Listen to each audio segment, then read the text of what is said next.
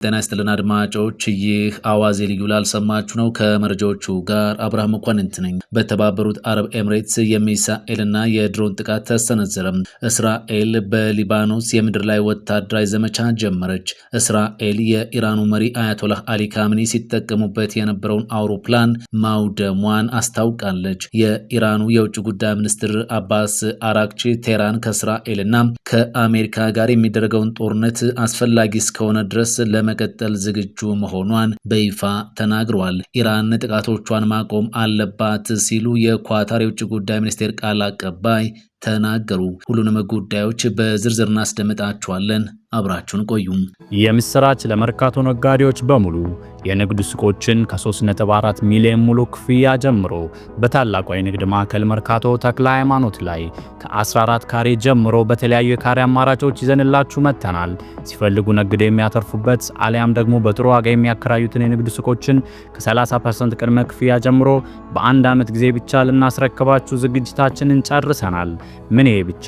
ንግዶን የሚያለማምዱበትን ጊዜያዊ ሱቆችን ለ30 ደንበኞች ብቻ አዘጋጅተናል። እኛ ጋር የንግድ ሱቅ ሲገዙ ለተጨማሪ የጋራ መገልገያ ክፍያዎችን አንጠይቅዎትም። ለመኖሪያ ቤት ፈላጊዎችም ፒያሳ አራዳ ፓርክ ፊት ለፊት ከ3.6 ሚሊዮን ብር ሙሉ ክፍያ ጀምሮ ይዘንላችሁ መጥተናል። ለበለጠ መረጃና ለሳይት ጉብኝት ከስር ባለው ስልክ ቁጥር ይደውሉልን።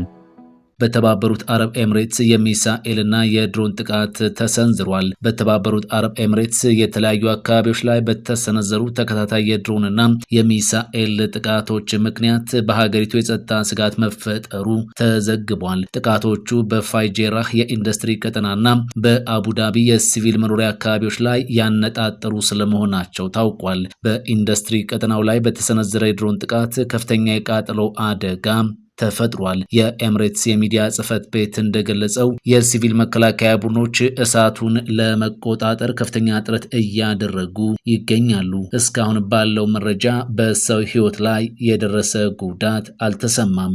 በአቡዳቢ አልባህያ በተባለ ስፍራ በአንድ የግል ተሽከርካሪ ላይ በወደቀ ሚሳኤል ምክንያት የአንድ ፍልስጤማዊ ዜጋ ሕይወት ማለፉ ተረጋግጧል። የአቡዳቢ የሚዲያ ጽህፈት ቤት በይፋዊ የኤክስ ገጹ የሟቹን ማንነትና የክስተቱን አስከፊነት ገልጿል። የጸጥታ መደፍረሱን ተከትሎ የአቡዳቢ ባለስልጣናት ለነዋሪዎች ጥብቅ ማሳሰቢያዎችንም አስተላልፈዋል። ነዋሪዎች መረጃዎችን ከይፋ የመንግስት የዜና ምንጮች ብቻ እንዲከታተሉ፣ በማህበራዊ ሚዲያዎች ላይ ስጋትና ድንጋጤ የሚፈጥሩ ያልተረጋገጡ መረጃዎችን ከማሰራጨት እንዲቆጠቡም ብሏል። የጸጥታ አካላት አካባቢውን ለማረጋጋትና አስፈላጊውን ምላሽ ለመስጠት በከፍተኛ ንቃት ላይ መሆናቸው ተነግሯል። እስራኤል በሊባኖስ የምድር ላይ ወታደራዊ ዘመቻ ጀመረች። የእስራኤል መከላከያ ኃይል አይዲኤፍ በሰሜን እስራኤል የሚኖሩ ነዋሪዎችን ደህንነት ለመጠበቅ ሲባል በሄዝቦላ ይዞታዎች ላይ የተገደበና የታለመ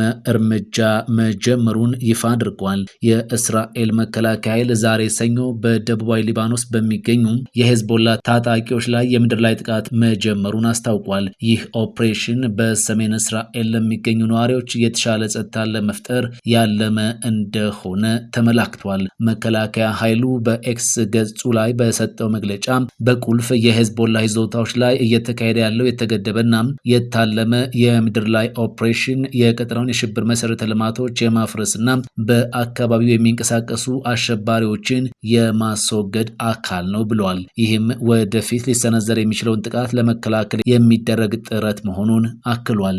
የእስራኤል ጦር የምድር ኃይሉን ወደ አካባቢው ከማስገባቱ በፊት በአካባቢው ሊያጋጥሙ የሚችሉ ስጋቶችን ለመቀነስ በበርካታ የሽብር ኢላማዎች ላይ የመድፍና የአየር ድብደባ ማድረጉም ተሰምቷል። እስራኤል ባለፉት ሳምንታት ሄዝቦላ ለሚተኩሳቸው ሮኬቶች ምላሽ በሚል በሊባኖስ ላይ በርካታ የአየር ጥቃቶችን ስትሰነዝር ቆይታለች። ታጣቂ ቡድኑ በበኩሉ ጥቃቱን የሰነዝረው ባለፈው ወር መጨረሻ ላይ በአሜሪካና በእስራኤል ጥቃት ለተገደሉት የኢራኑ የበላይ መሪ አያቶላህ አሊ ካሚኒ የበቀል እርምጃ መሆኑን በተደጋጋሚ ገልጿል።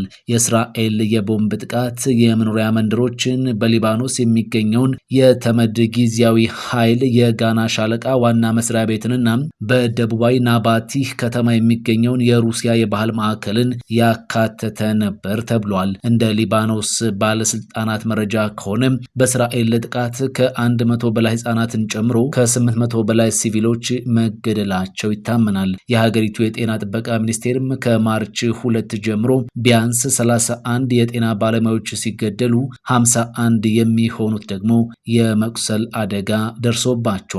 አይዲኤፍ በሊባኖስ በሚገኙ የድንገተኛ አደጋ ሕክምና ሰራተኞች ላይ ከ37 በላይ ጥቃቶችን መፈጸሙንም ሚኒስቴሩ አስታውቋል። ይህ በእስራኤል የተፈጸመው ጥቃት ዓለም አቀፍ ውግዘትን ያስከተለ ሲሆን ርዕሰ ሊቃነ ጳጳሳት ሊዮ 14ኛው በጥቃቱ ላይ ከፍተኛ ስጋት እንዳላቸው ገልጸው ጥቃት መቼም ቢሆን ወደ ፍትህ፣ መረጋጋትና ሰላም ሊመራ አይችልም ሲሉ አሳስበዋል። ሞስኮ በበኩሏ የባህል ማዕከሏ መደብደቡን ምንም አይነት ትንኮሳ ያልተደረገበት የእስራኤል የጥቃት እርምጃ ስትል ጠርተዋለች። ተቋሙ በምንም አይነት ወታደራዊ እንቅስቃሴ ውስጥ እንዳልነበርና ጥቃቱ ትክክለኛ ምክንያት የሌለው መሆኑን አጽንኦት ሰጥታለች።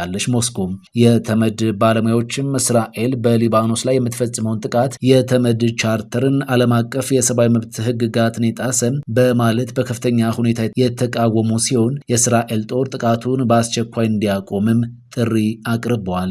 እስራኤል የኢራኑ መሪ አያቶላህ አሊ ካሚኒ ሲጠቀሙበት የነበረውን አውሮፕላን ማውደሟን ይፋ አደረገች። የእስራኤል ጦር ዛሬ ሰኞ ባወጣው መግለጫ በቴህራን መህራባድ አውሮፕላን ማረፊያ ሌሊቱን ባደረገው ጥቃት የኢራኑ የበላይ መሪ አያቶላህ አሊ ካሚኒ ሲጠቀሙበት የነበረውን አውሮፕላን ማውደሙን ይፋ አድርጓል። እንደ እስራኤል መከላከያ ገለጻ አውሮፕላኑ ከፍተኛ የኢራን ባለስልጣናትና ወታደራዊ አመራሮች ለሀገር ውስጥና ለዓለም አቀፍ ጉዞዎች እንዲሁም ከወዳጅ ሀገራት ጋር ቅንጅት ለመፍጠር ይጠቀሙበት የነበረ ነው ተብሏል። መህራባድ በቴህራን ከሚገኙ ጥንታዊ አውሮፕላን ማረፊያዎች አንዱ ሲሆን በአሁኑ ወቅት ለሀገር ውስጥና ለቀጠናዊ በረራዎች አገልግሎት በመስጠት ላይ ይገኛል። ይህ አውሮፕላን ማረፊያ እጅግ ስራ የሚበዛበት የሲቪል በረራ ማዕከል ከመሆኑ ባለፈ የኢራን አየር ኃይል ንብረቶች የሚገኙበት ድርብ አገልግሎት የሚሰጥ ተቋም ነው ተብሏል።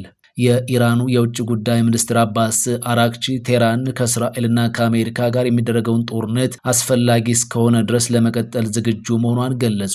አራክቺ በየሳምንቱ በሚሰጡት የውጭ ጉዳይ ሚኒስቴር መግለጫ ላይ እስካሁን ድረስ ጥሩ ትምህርት ያገኙ ይመስለኛል፣ እንዲሁም ከምን አይነት ህዝብ ጋር እየተገናኙ እንደሆነ ተረድተዋል። ይህ ህዝብ ራሱን ለመከላከል ወደ ኋላ የማይል ጦርነቱ ወደ የትኛውም አቅጣጫ ቢያመራ ለመቀጠል የተዘጋጀና አስፈላጊ እስከሆነ ድረስም ለመሄድ ቁርጠኛ የሆነ ነው ብለዋል።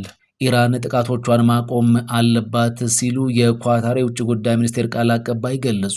የኳታር የውጭ ጉዳይ ሚኒስቴር ቃል አቀባይ ማጂድ አልአንሳሪ በዶሃ ለጋዜጠኞች በሰጡት መግለጫ ኢራን በሀገሪቱ ላይ የምትፈጽመውን ጥቃት ማቆም አለባት ብለዋል። ቃል አቀባዩ በጋዜጣዊ መግለጫው ላይ ኳታር ከግብፅና ከሌሎች የአረብ ሀገራት ጋር የምታደርገው ቅንጅት ሰፊው የአረብ ሀገራት ትብብር አካል እንጂ በጋራ የአረብ መከላከያ ስምምነት ማዕቀፍ ውስጥ የሚደረግ ቅንጅት ተደርጎ ሊተረጎም አይገባም ብለዋል። ኳታር ከኢራን ጦርነት ራሷን ያገለለች ቢሆንም አስፈላጊ ሆኖ ከተገኘ ግን በባህረ ሰላጤው ሀገር ላይ ለሚሰነዘሩ የኢራን ጥቃቶች ምላሽ የመስጠት መብቷ የተጠበቀ መሆኑን ገልጸዋል። ቅዳሜ ዕለት በማለዳ የመኖሪያ አካባቢን ኢላማ ያደረገ ሚሳኤል መክሸፉን ተከትሎም ባለስልጣናት ለጥንቃቄ ሲባል ነዋሪዎችን የማፈናቀል ስራ መጀመራቸውን ተናግረዋል። አንድ የኢራን መገናኛ ብዙሃን የኢኮኖሚና የሲቪል ተቋማት ኢላማ እንደሚደረጉ የገለጸ ሲሆን ኳታርም እንዲህ ያሉ መግለጫዎችን በጣም በቁም ነገር እንደምትመለከታቸው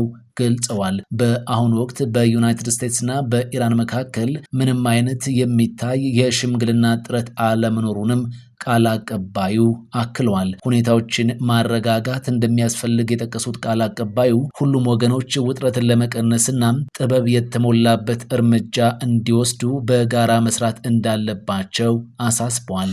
የምስራች ለመርካቶ ነጋዴዎች በሙሉ የንግድ ሱቆችን ከ3.4 ሚሊዮን ሙሉ ክፍያ ጀምሮ በታላቁ የንግድ ማዕከል መርካቶ ተክለ ሃይማኖት ላይ ከ14 ካሬ ጀምሮ በተለያዩ የካሬ አማራጮች ይዘንላችሁ መጥተናል። ሲፈልጉ ነግደው የሚያተርፉበት አሊያም ደግሞ በጥሩ ዋጋ የሚያከራዩትን የንግድ ሱቆችን ከ30% ቅድመ ክፍያ ጀምሮ በአንድ ዓመት ጊዜ ብቻ ልናስረክባችሁ ዝግጅታችንን ጨርሰናል። ምን ይሄ ብቻ! ንግዶን የሚያለማምዱበትን ጊዜያዊ ሱቆችን ለ30 ደንበኞች ብቻ አዘጋጅተናል። እኛ ጋር የንግድ ሱቅ ሲገዙ ለተጨማሪ የጋራ መገልገያ ክፍያዎችን አንጠይቅዎትም።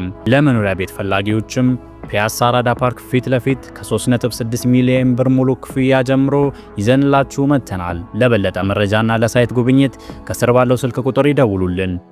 ፈጣን ያልተሰሙ መረጃዎችንና ትኩስ የኪነ ጥበብ ዜናዎችን ለማግኘት የቁም ነገር ሚዲያ የዩቲዩብ ቻናልን በመቀላቀል ቤተሰብ የሆኑ ቻናላችንን ሰብስክራይብ ያድርጉ።